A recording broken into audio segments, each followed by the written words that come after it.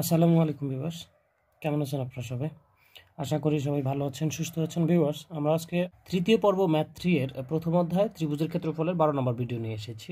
এখানে আমরা একটি গুরুত্বপূর্ণ প্রশ্ন দেখতে পাচ্ছি। প্রশ্নটি হলো, একটি সমকোণী ত্রিভুজের অতিভুজ ও অপর এক বাহুর অন্তর। আমরা জানি একটা ত্রিভুজের 3টা বাহু থাকে। সেটা যদি সমকোণী ত্রিভুজ হয় তাহলে তার অবশ্যই একটা অতিভুজ থাকবে, একটা লম্ব থাকবে, একটা ভূমি থাকবে।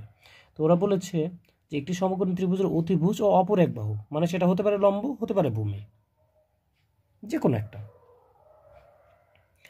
তো এই দুইটা বাহুর অন্তর, মানে বড়টা থেকে ছোটটা বিয়োগ করলে আমার চলে আসবে 36। এটা ওরা বলেছে যে দুইটা বাহু অতিভুজ এবং অপর যে কোনো এক বাহু, সেটা হতে পারে লম্ব, হতে পারে ভূমি, এদের অন্তর 36।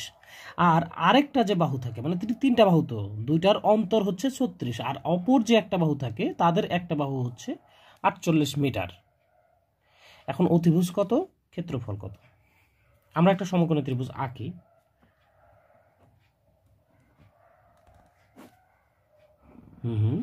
নিলাম।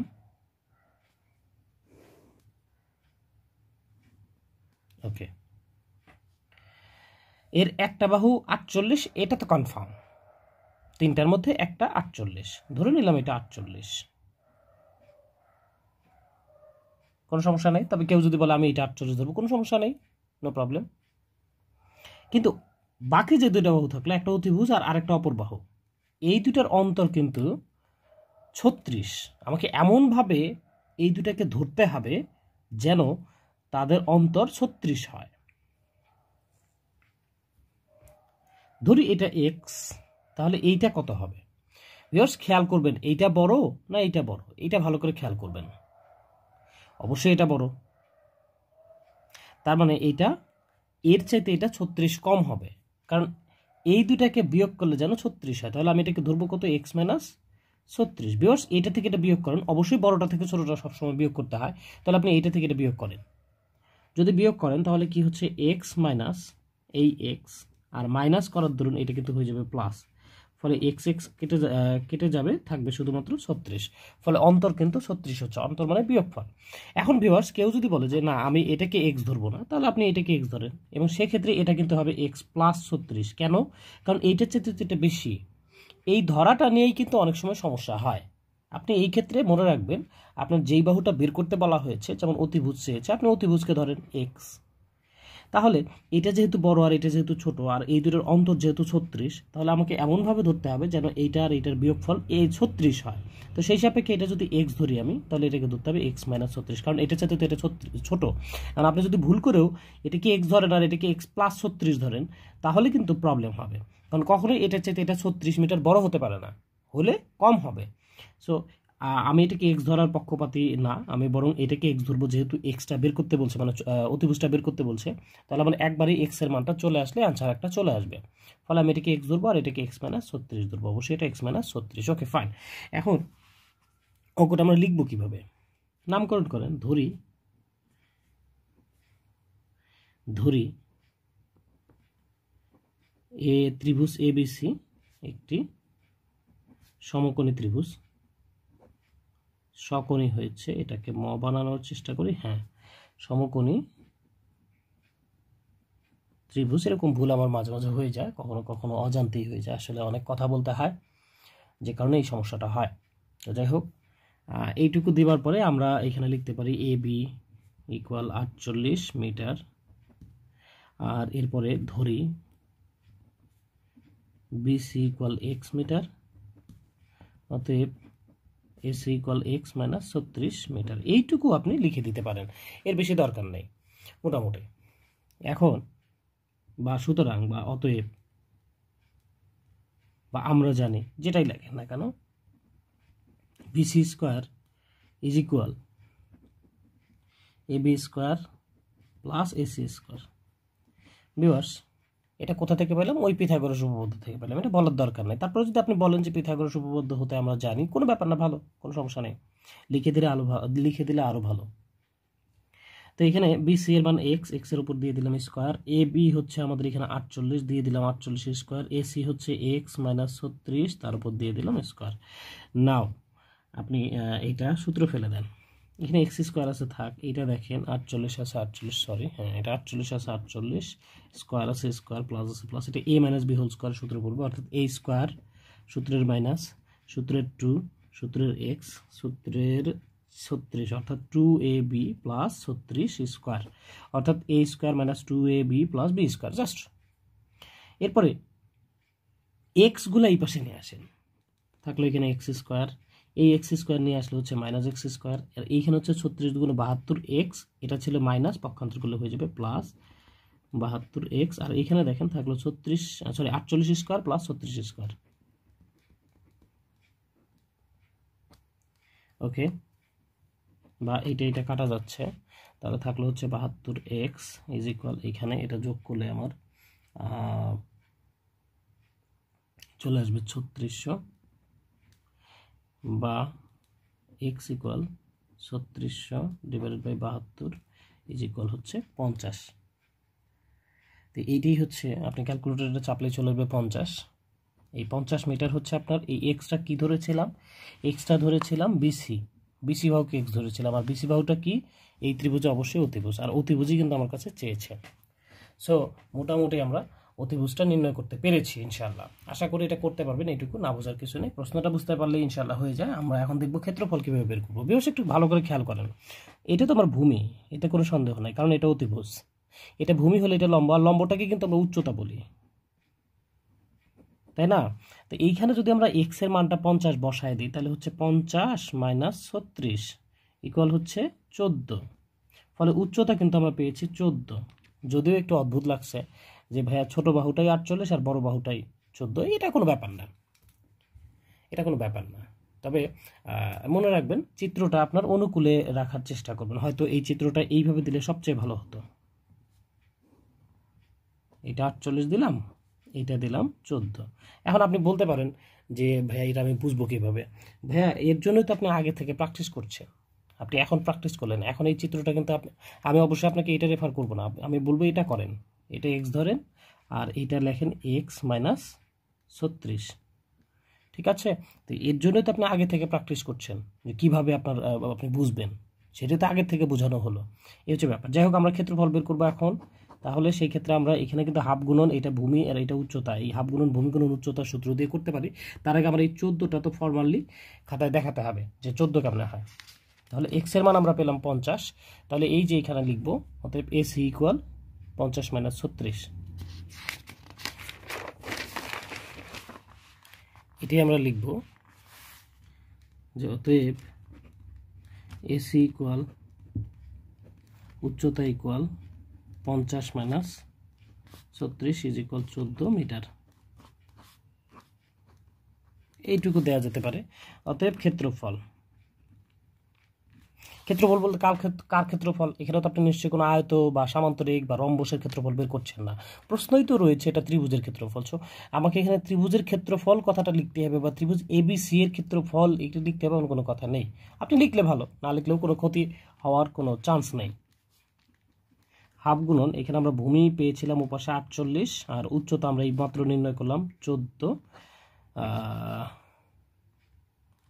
ব্র্যাকেট না দিলেও চলবে, বর্গ মিটার ইকুয়াল, এটা যদি আপনি এটাকে কাটেন তাহলে 48 অর্ধেক 24, 24 আর 14 গুণ করলে চলে আসবে 336 বর্গ metre. That is the answer. আশা করি অঙ্কটি করতে পারবেন। এখানে দুটো প্রশ্ন চেয়েছিল, প্রথমত অতিভুজ চেয়েছিল, অতিভুজ বের করা হয়েছে, তারপরে ক্ষেত্রফল চেয়েছিল। ক্ষেত্রফলের জন্য আমার ভূমি আর উচ্চতা দরকার, তাই উচ্চতা বের করে নিয়ে তারপর আমরা ক্ষেত্রফলের সূত্র ফেলে দিয়েছি, ইনশাআল্লাহ হয়ে গিয়েছে, আশা করি করতে পারবেন। আমরা পরের প্রশ্নে চলে যাব। তো ভিউয়ার্স, এবারের প্রশ্নটি আমরা দেখতে পাচ্ছি একটি ত্রিভুজের 3 বাহুর দৈর্ঘ্য 13, 14 ও 15 সেন্টিমিটার। ভিউয়ার্স, এটা 3 না কিন্তু, হ্যাঁ এটা ও 15 সেন্টিমিটার, এর 14 সেন্টিমিটার দীর্ঘ বাহুকে ভূমি ধরে উচ্চতা বের করতে বলছে। অর্থাৎ এখানে যে 3টা বাহু আছে 13, 14 আর 15, এর মধ্যে 14 সেন্টিমিটারকে ভূমি ধরে উচ্চতা বের করতে হবে। এখন কথা হলো যে আমি কিভাবে করব?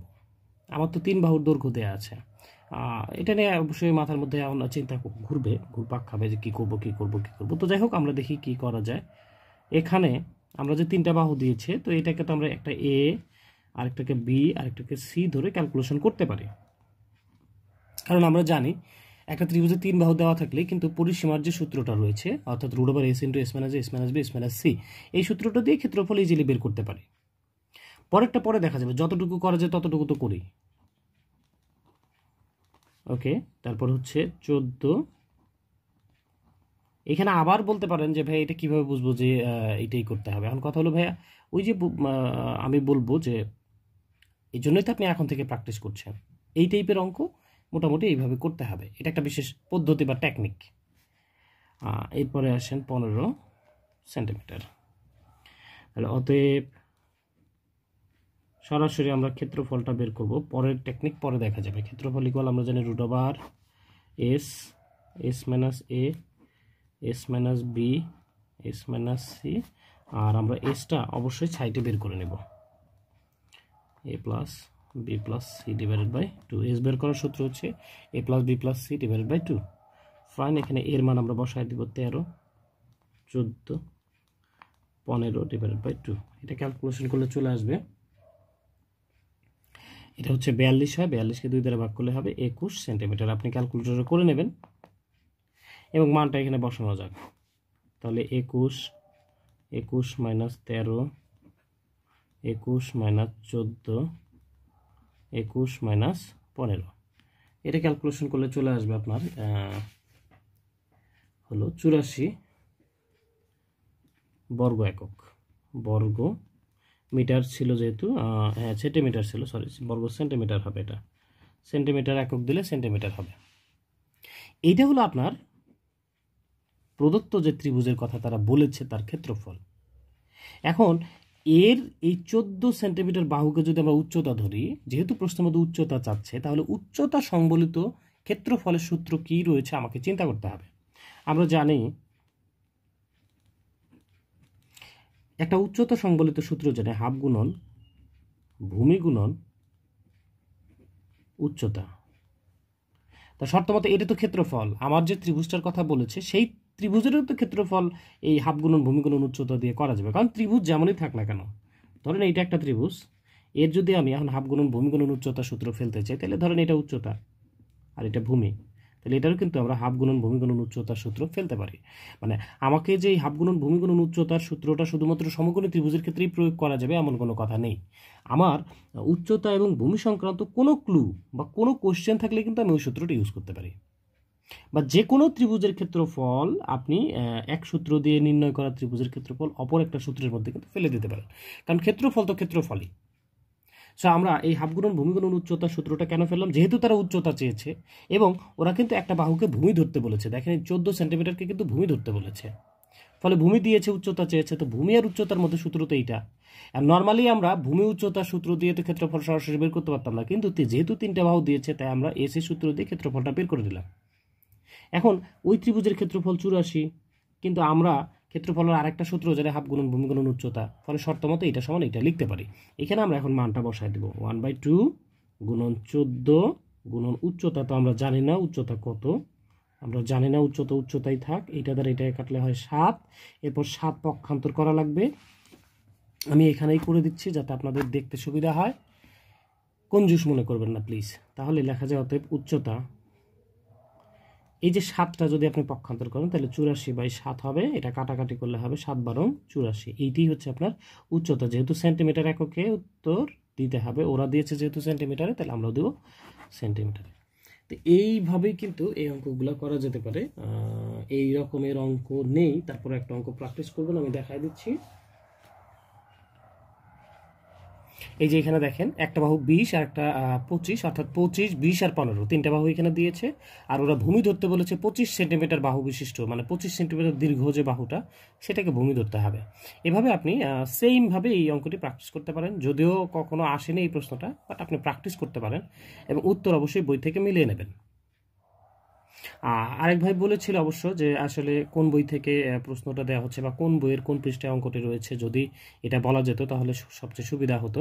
আসলে বইগুলোতে তো প্রশ্নগুলো এলোমেলো করা আছে, যে কারণে প্রবলেমটা হয়।